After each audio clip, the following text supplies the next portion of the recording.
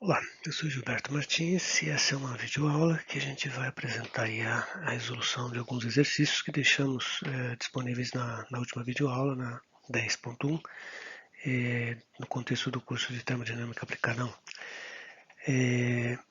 Bom, então vamos lá para os exercícios. O primeiro exemplo era: o ar entra em um compressor de um ciclo Brayton ideal. Então vamos ler com atenção, é um ciclo Brayton ideal, né? A 100 kPa e 15 graus Celsius. A pressão na seção de descarga do compressor é de 1 megapascal e a temperatura máxima do ciclo 1100 graus Celsius. Determine a pressão e a temperatura em cada ponto do ciclo e depois o trabalho do compressor na turbina e o rendimento do ciclo. Então vamos fazer o esquema do ciclo, né? Então, processo estado 1 é antes de entrar no compressor, né? A área 100 kPa e 15 graus Celsius, comprimido isentropicamente, porque é um Brayton ideal.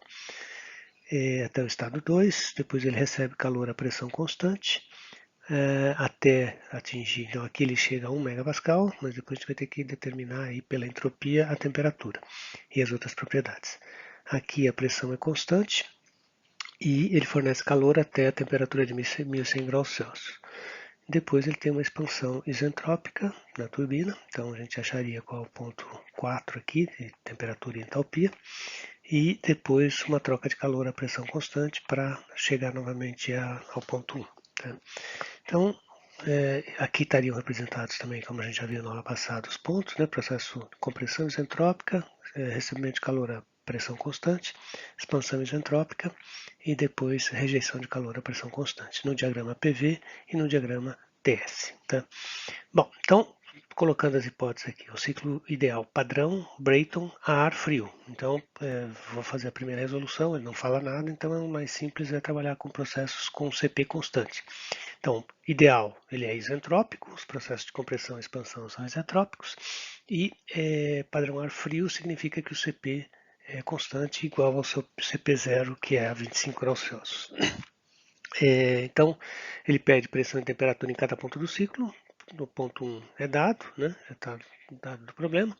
Só passamos aqui para Kelvin, né? 15 graus Celsius, 288,5 Kelvin. 15 é Kelvin. Pressão 2, aí eu passei de 1 megapascal para 1000 kPa. Por quê? Porque aqui, como o processo é isentrópico, eu vou precisar da razão de pressões, né? A relação de pressões, que é a P2 sobre P1 aqui, né? Que é 1000 sobre 100, que vai dar 10, né? Razão de pressões de 10. No processo isentrópico, a gente tinha aquelas correlações de isentrópico e considerando CP constante. A gente já tinha demonstrado algumas videoaulas atrás que T2 sobre T1 é igual a P2 sobre P1 elevado a K-1 sobre K. Né? São características do processo isentrópico, onde o K é o CP sobre o CV do gás específico. No caso do ar, o K vale 1,4, então é possível determinar os valores. Né? Então a gente coloca T2 vai ser 288,15, temperatura sempre em Kelvin, aqui, valores absolutos. Razão de pressões, né? P2 sobre P1 dá 10, e esse K-1 sobre K, e aí calculo então a temperatura T2. No ponto 3 eu vou ter que a temperatura é 1100 graus Celsius, ou seja, 1373 Kelvin, e a pressão é 1000 kPa, 1 mega, né? Aí no ponto 4 eu teria então a pressão de novo voltando a 100 kPa e consigo então calcular T4 da mesma forma. Né? Então T4 sobre T3 é igual a P4 sobre P3 elevado a K-1 sobre K. Na realidade, se quiser simplesmente pegar isso aqui, P4 sobre P3, vai dar 100 sobre 1000, que vai dar 0,1, né? E esse número é o mesmo. Então, se você simplesmente pegar T4, seria T3 dividido por esse valor aqui, se você já tiver guardado numa calculadora aí na memória, você usaria, em vez de multiplicar, você divide, porque aqui é vezes 10, aqui é 1 sobre 10 vezes elevado a isso aqui, né? Então, a temperatura que tinha sido dada, né? T4 é 1373,15 Kelvin vezes 0,1 elevado a K-1 sobre K, que vai dar 711,22 Kelvin. Tá? Então, agora fazendo as considerações, né? Quer dizer, primeiro achamos só os pontos, Depois a gente faz conservação de massa aqui mais simplificado, né? Não é exigência agora que você coloque todas as equações e simplifique, porque a gente está com um regime permanente e fluxo máximo só tem um fluxo de massa aqui, então ele é constante em todos os volumes de controle, né? A gente vai chamar de M ponto. E aí, então, analisando o compressor, eu teria que variação de energia interna, variação de energia, taxa de variação de energia no volume de controle, é igual a Q menos W mais fluxo de massa vezes a variação de entalpia, variação de energia cinética mais variação de energia potencial entre entrada e saída, né? Então aqui é regime permanente, desprezando aquelas variações, a gente passa o W potência para cá, divide por M ponto, vai dar o trabalho específico, que vai ser então H1 menos H2, trabalho, né, entalpia da entrada menos da saída, que para um gás ideal a gente pode, o CP constante, a gente pode calcular a variação de entalpia como integral do CP de T, se o CP é constante, então é T1 CP vezes T1 menos T2. Né? Pego o CP do ar, as condições ambiente, CP0, 1,0035 kJ por quilograma Kelvin, vezes a diferença de temperatura entre T1 e T2. Né? Isso vai dar o trabalho negativo, né? Porque eu estou inserindo o trabalho aqui, né? Potência de eixo, e o valor dele, menos 269,12 kJ por quilograma. É tudo por unidade de massa que circula, né? De ar. Aí a turbina também é praticamente a mesma equação, né? Quer dizer, menos W ponto é igual a M ponto que multiplica a entalpia de entrada menos saída, né? Neste caso aqui, né, também dividido por M ponto, vai dar o trabalho específico da turbina, vai ser o CP T3 menos T4, né? E aí eu pego os valores que eu já tinha calculado anteriormente, né? Então, isso vai dar um trabalho específico da turbina de 664,24. Observe que, diferentemente do ciclo Rankine, onde eu tenho o trabalho necessário, né, que eu preciso colocar, menos de 1% em geral da potência que eu obtenho na turbina, aqui não. Nos ciclos Brayton, que trabalham com gás, eu tenho um trabalho de compressão do gás bastante expressivo, tá? Quase 50% da quantidade total de potência da turbina aqui. Então, isso é um aspecto interessante aqui, que você tem que trabalhar com as eficiências máximas de compressor e turbina, senão eventualmente você consegue muito pouco trabalho líquido, né? Senão a turbina produz trabalho só para acionar o compressor, que não é interessante, eu preciso obter trabalho líquido, né? Quanto maior a diferença aqui entre este e esse, melhor para o meu ciclo, né? E a eficiência, como é um ciclo padrão, ar frio, CP constante, eu posso calcular pela aquela expressão que a gente deduziu lá na última videoaula, que é só função da razão de pressões. Né? A gente viu que a eficiência do ciclo Brayton é só função da razão de pressões. Né? Então é 1 menos 1 sobre a razão de pressões elevado a K menos 1 sobre K, e calculando isso vai dar 0,482, ou seja, 48,2% de eficiência, que é relativamente alto, apesar das temperaturas altas que eu estou aqui, né? Mas esse é o ciclo ideal, considerando o CP constante, né? O próximo exemplo, ele pede, na realidade, para você recalcular, agora considerando que o CP não é constante, ou seja, eu estou trabalhando ainda com modelo de gás ideal, quer dizer, processo isentrópico, mas o CP já é variável. Então, eu vou ter que usar as tabelas, a tabela 7, no caso do ar aqui. Né? Então, eu coloco a mesma representação, também dos gráficos, né? praticamente os mesmos pontos. Esses processos são isentrópicos, só vai ter uma diferença no valor das entalpias e temperaturas, porque a gente vai usar o CP variável. Tá?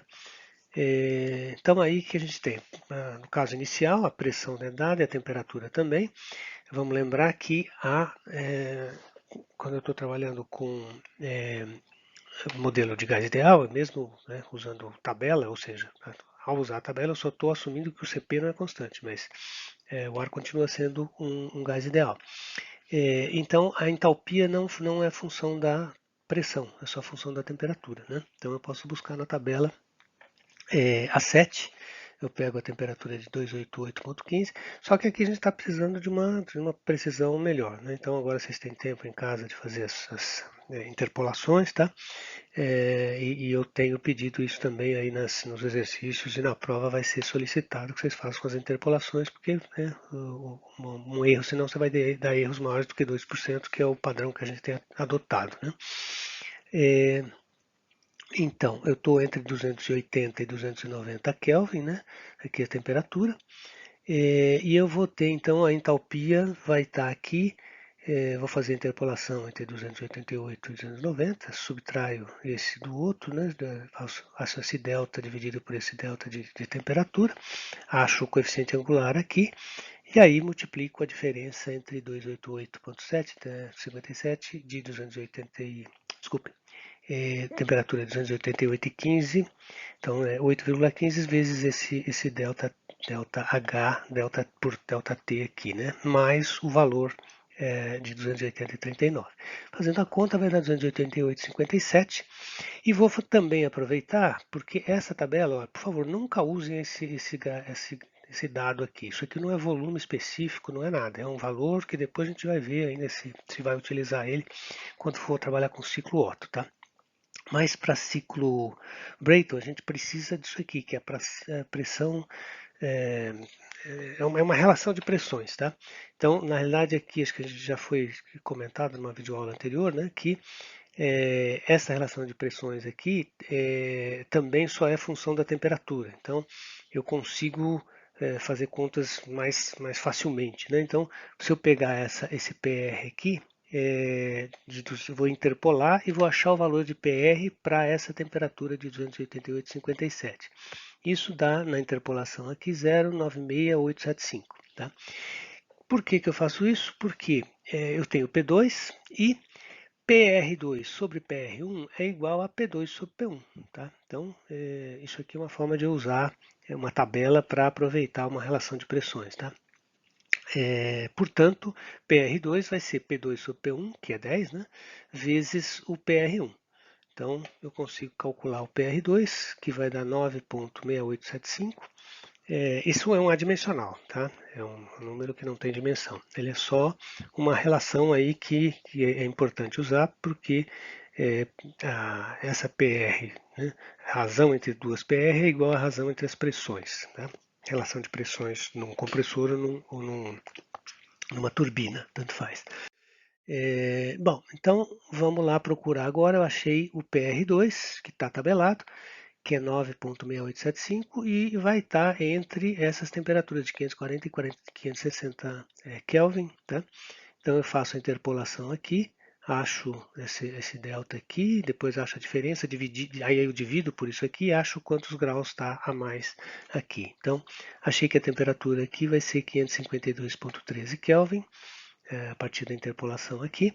E aí, tendo também a temperatura, eu posso agora interpolar de novo a partir da temperatura e achar a entalpia que vai estar entre esta e essa. Tá? Então, 557,29 kJ por quilograma, a entalpia do ponto 2. Tá? Então, está lá, ainda é isentrópico, só que está com um valor um pouco mais correto, porque considerei que o CP varia com a temperatura. Bom, aí o ponto T3 é dado também, já era dado, né? Continua a mesma coisa, então 1100 e tem a temperatura e tem a pressão. Então eu vou agora, a partir dessa temperatura, ele vai estar entre 1350 e 1400, e vou achar então a entalpia dele e o PR dele, né? Que está aqui. Não, acho que é aqui, esse aqui que é o PR. Então, 1, 2, 3, 4, 5, 6. 1, 2, 3, 4, 5. Esse aqui. É esse o PR aqui. Então eu tenho que H3 interpolando aqui, vai dar 1483, que está um valor intermediário aqui, né? A temperatura está quase no meio. E o PR também vai se dar entre esse e esse, que vai dar 334,297. Tá? Com essa relação de pressões, né? Agora eu conseguiria então achar o ponto 4. Tá? Se ele é isentrópico, PR4 sobre PR3 é igual a P4 sobre P3. Então eu vou achar o valor de PR4 multiplicando esse daqui por P4 sobre P3, que é 1 sobre 10. Né? Então dividindo isso aqui por 10, eu tenho 33,4297 E aí, então, eu vou procurar na tabela qual é o valor, vai estar a temperatura mais baixa aqui. E então, coloquei aqui o trecho da tabela, vai estar entre 760 e 780 Kelvin, né? Interpolo aqui de novo, né, para achar qual é a temperatura que me dá esse 33,43 aqui, e isso vai dar 771 Kelvin, que está entre os dois. E depois, com a temperatura, eu interpolo aqui de novo para achar a entalpia, que está próxima de 790,81 Kelvin, o H4 na saída aqui. Tá? Bom, tendo todos os dados agora de entalpia, a formulação é a mesma da anterior, né? Quer dizer, conservação de energia é a mesma coisa. Eu simplesmente não vou usar CP ΔT, mas vou usar o trabalho específico, então, dividindo aqui e passando para o lado de lá, vai ser H1 menos H2. E aí eu pego H1, que está aqui, 288,57, menos H2, que está aqui, 557,29. Tá? Então, o trabalho específico do compressor, agora com valores mais realísticos, mas compressor em geral não é tão diferente o valor. Na turbina é que ele varia muito porque as temperaturas são bem mais altas, mas deu uma pequena diferença em relação ao anterior, tá? Esse sendo mais preciso. Então, para ciclos Brayton, não é interessante usar o CP constante, porque dificilmente você vai ter temperaturas bem altas no ponto 3, seguramente. Então, vai dar um erro razoável, tá? Acima do aceitável para os nossos cálculos aqui, tá? No caso da turbina, a mesma coisa, né? A mesma equação. Então, o trabalho específico vai ser entalpia da entrada menos da saída, que é o H3 menos o H4, que dá 1483,14 menos 790,81, que vai dar 692,3.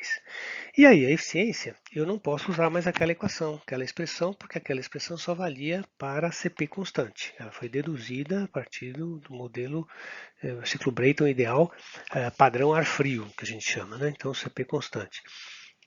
Então, eu vou ter que pegar o trabalho líquido, que é o trabalho da turbina, menos o módulo do trabalho do compressor, ou simplesmente a somatória dos trabalhos com seus sinais. Né?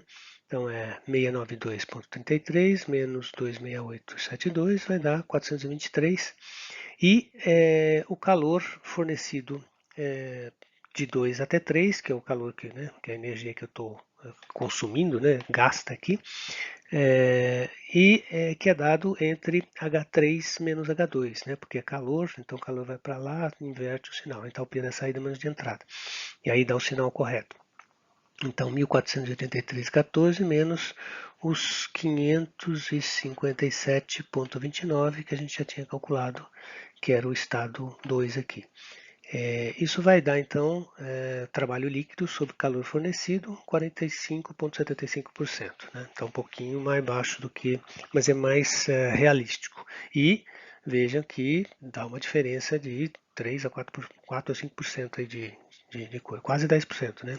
3 em 0,03 em 0,4. Então, inaceitável. Em geral, eu vou pedir que vocês usem a tabela CP variável, tá? Para ciclos Brayton. Então, considere agora o exemplo 3, também é mais uma sofisticação, na realidade, mais uma aproximação da realidade, que é considerar agora a turbina a gás nas mesmas condições anteriores, né? Quer dizer, então vamos usar, inclusive, considerar que o CP não é constante, ou seja, já usar os cálculos feitos para o processo isentrópico, né? Só que agora a gente vai considerar que ele não é mais ideal. Então ele tem uma eficiência isentrópica do compressor de 80% e de 85% para a turbina. Tá? E aí calcular então o trabalho no compressor, na turbina e o rendimento do ciclo, trabalhos específicos, né? E o rendimento. Então o ciclo continua o mesmo, mas eu vou pegar então para resolver um ciclo que é real, ou seja, considerando as eficiências isentrópicas, eu tenho que primeiro resolver ele como se ele fosse isentrópico, para depois achar os valores, se ele fosse isentrópico, para depois aplicar o conceito de eficiência isentrópica e achar os valores reais na saída do compressor e na saída da turbina. Tá? Então, eu simplesmente puxei os dados do exercício anterior aqui, que a gente já tinha calculado, tá? E aí, então, a conservação de massa continua a mesma coisa, né? E aí, vou só recolocando, só que agora eu estou chamando de trabalho do compressor isentrópico. Esse aqui vai estar sempre associado a isentrópico, que a gente já tinha calculado, que era o menos 26872, né? Só que o trabalho do compressor real é o quê? É o trabalho isentrópico sobre a eficiência isentrópica do compressor. Lembra que a eficiência isentrópica é igual o trabalho isentrópico que é menor do que o trabalho real. Então, a eficiência isentrópica do compressor vai ser, porque o número é sempre menor do que 1, né? Então, é o trabalho isentrópico sobre o trabalho real. Então, você invertendo aqui, você calcula o trabalho real dividindo o trabalho isentrópico pela eficiência. Tá? Então, porque vai ser maior, né? Quer dizer, o trabalho isentrópico seria o mínimo trabalho que eu preciso para fazer essa compressão. Mas eu vou gastar mais por causa das irreversibilidades. Então, fazendo essa conta, vai dar 335,9 kJ por quilograma, que é o trabalho real que eu preciso com uma eficiência de 80% desse compressor. E a mesma coisa, aí o que eu faço? Eu vou calcular um novo ponto. Então, espera lá, faltou essa aqui. Eu vou calcular um novo ponto aqui, que eu tinha o 2S, né, que eu chamei aqui, né, então eu tinha a temperatura e a entropia calculada lá pelo PR, né, pela tabela A7. Agora, então, achei o novo trabalho agora e achei, portanto, qual que seria o novo H2, o H2R aqui real. Ele vai ser o H1 menos o trabalho específico, só que ele é negativo, né? Tá? Então seria H1 mais o trabalho, o módulo do trabalho do compressor. Então vai me dar 624 ponto pouco. A gente já vê que essa temperatura, inclusive, é mais alta do que se ela fosse isentrópica, tá? Pelo TS que a gente vê. Mas não estou pedindo o valor, então eu só achei esse valor da entalpia porque eu vou precisar para calcular depois o calor que eu vou, ele vai reduzir um pouquinho o calor fornecido na câmara de combustão aqui, porque a temperatura já está um pouquinho mais alta, tá? Mas ele aumentou muito o trabalho aqui. Depois, na turbina também, vou calcular, já tinha calculado o trabalho isentrópico da turbina, agora o trabalho real vai ser a eficiência da turbina vezes o trabalho isentrópico da turbina, tá? Porque o trabalho real é menor do que o isentrópico, então você multiplica pela eficiência que é 0,8. E aí tem o 692 vezes 0,85, que era a eficiência da turbina, vou ter 588,48. E a eficiência, então, vai ser o trabalho líquido, que é o módulo do trabalho da turbina, menos o módulo do trabalho do compressor. Tá? Vai dar menor do que no caso anterior, porque ele não é isentrópico nem esse nem esse. Então, este reduziu e este aumentou. Então, o líquido reduziu bastante. E dividido por H3, que é o ponto que eu tinha lá, né, 1483, 1373 Kelvin aqui, dividido, só que menos agora o H2R, porque é real. Então eu estou aqui nesse ponto, não estou mais aqui. Então vai reduzir um pouquinho o calor que eu tenho que fornecer aqui na câmara de combustão. Então faço essa conta, por isso que eu calculei os 624. E aí eu acho que a eficiência baixou para 29,4%, né, que é um valor mais próximo de eficiência de uma turbina a gás real, da ordem de 30%. Tá? Bom, então esses são exemplos de como se usar a tabela 7 para resolver os exercícios e também como é que eu incorporo as irreversibilidades no compressor e turbina. Num caso mais sofisticado, eu teria, então, sei lá, aqui as perdas de carga, então eu teria que considerar também a variação de pressão. Mas como eu estou considerando um gás ideal, a entalpia só é função da temperatura, então também posso desprezar esse efeito aqui. Tá? Bom, é isso, pessoal. Então, tiverem alguma dúvida, depois na quinta-feira vocês podem entrar na videoaula para tirar, ok?